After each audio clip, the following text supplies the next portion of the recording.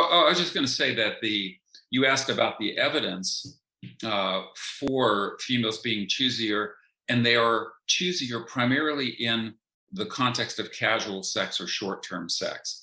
So that's where you find the big sex differences. And so one of the classic, and there's a ton of evidence for this. This is a sex difference that I capture in the book under the category of desire for sexual variety.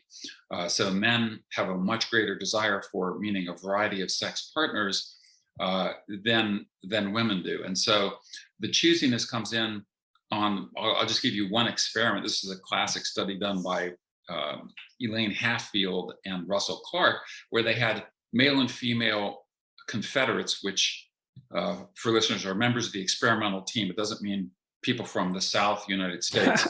But they had male and female Confederates simply walk up to members of the opposite sex on a college campus and say, "Hi, I've been noticing you around campus lately.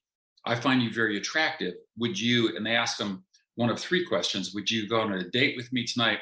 Would you come back to my apartment with me? Would you have sex with me? And it was a between groups design. So they simply recorded the percentage of individuals who agreed to these three different requests. And of the women, about half, about a little over 50% agreed to go out on a date with the guy. 6% agreed to go back to his apartment.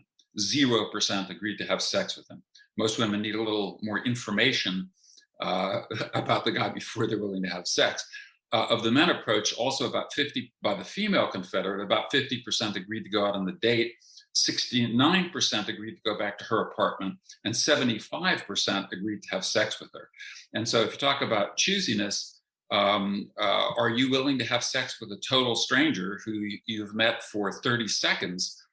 Women unwilling to, and in general, men very willing to. And this is a study that's been replicated now in several European studies.